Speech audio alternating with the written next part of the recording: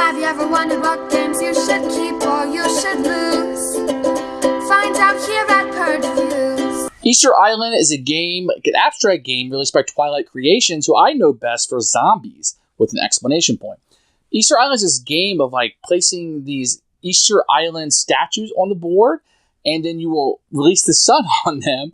And if it hits from the side, the sun can kind of bounce around and you're trying to destroy the other statues. Super weird. And super weird theme put on this. Like, who thought of this, that this would be a great theme for this game? Like, there's so many different things you could have done, or just kept it as an abstract, which it really is. But to utilize these statues the way you are to blow them up and try to remove your opponent's statues is just mind-boggling to me.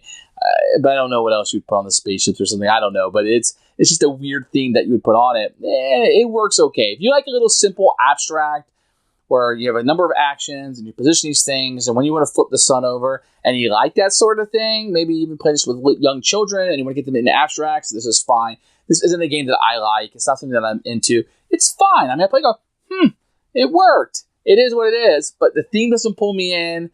What I'm doing on a turn isn't interesting or fun to me, and I just don't like it very much. It doesn't mean the game is broken or doesn't work. It just wasn't for my taste. I liked zombies back in the day a lot more than I like this. It's weird. It's strange. I can't say without a smile on my face that this game was made. The game works, but the theme they put on it, I would just like to be a fly in the wall when they were doing that and saying, yeah, let's use Easter Island statues and we'll blow them up. And we'll have the sun come in and bounce off the side of their face, come through their eyes, and blow up other statues. And I'm dead serious. That's what this game is. So it's going to be a purge for me. Nothing I want to play again, but it's a fine little abstract game. The statues are really nice. It is what it is, but it's not anything that I want to see again. Here's Easter Island. And a particular note, this is a Twilight Creations game. They used to put out like zombies. They used to put out a lot of games.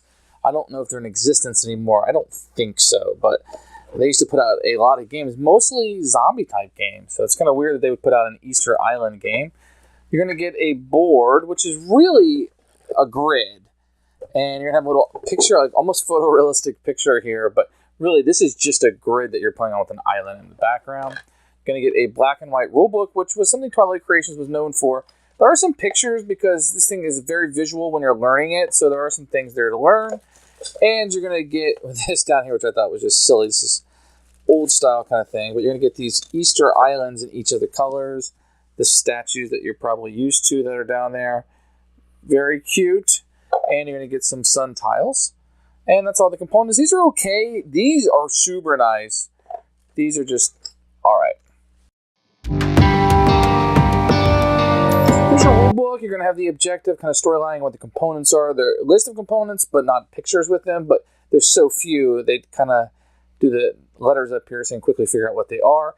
The game setup and the gameplay.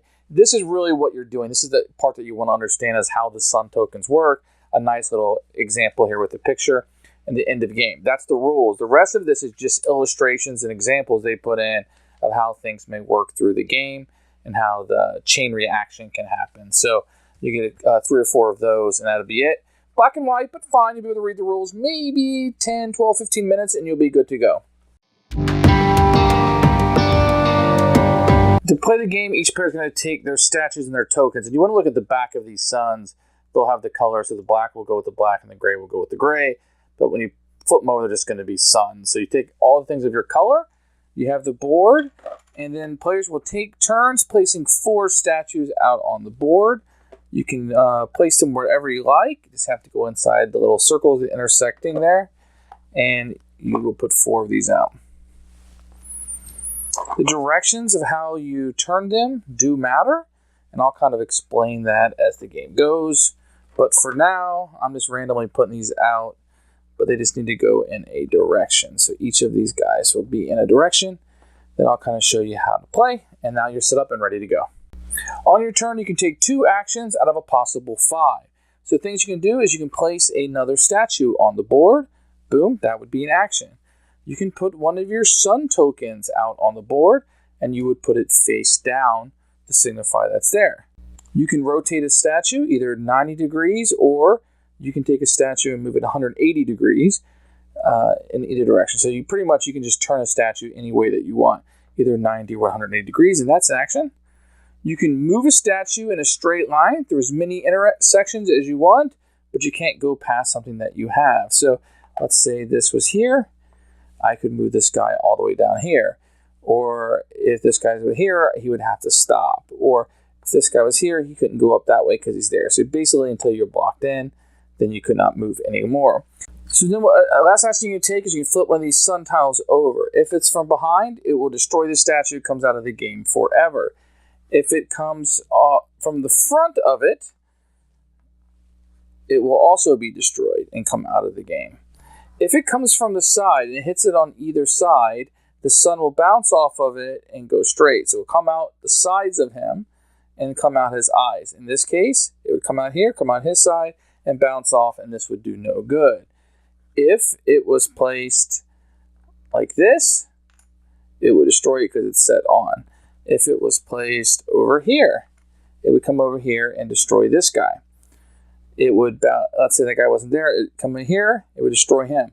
But you can actually set it up where it comes off the side, comes through the front, comes off the side, comes here, and it would destroy him. So if it had this guy here, that might be a move you'd want to do. You'd flip this over, he would come down to the side, to the front, and kill this guy on the front. The game ends when somebody only has one statue left on the board. It doesn't matter if you have more that can be placed. And then the winner is the player with 2 or more statues left on the board. So you have to have at least 2 on the board to win. And it's just a little abstract game of placement, putting those suns out, flipping over the right time, and destroying people's statues. Who should buy this game? I think this might be fine if you have a small child and you want to teach them abstracts, or you have an abstract partner where you guys like to play abstract games, or you want something. If you're a huge Easter Island fan and you've always wanted to kind of blow them up, but you don't want to go to jail for doing it, this is your opportunity, people. This is for you.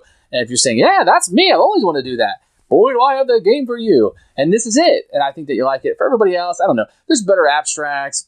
Even those Easter Island things are cool. You know, you can even buy this game just for those components. Like those Easter Island statues are cool and use them in other games if you wanted to. And it's well worth that. Those components are worth that if you can get this at the right price.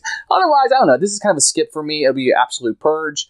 And it'll be going out the door. And I don't think it's one that you need to step back and take a look at. I think there's a much more beautiful abstract games on the market that do this a little bit better. Thanks for watching the video. I really appreciate you tuning in. If you liked it, please like it and hit that little subscribe button. That really helps out the channel. Lets us know that you're getting the videos that you want. If you agreed or disagree with what I said, feel free to comment below. I'd love to hear what you have to say, and I promise that I will comment back. Thanks for watching, and everybody else, keep playing.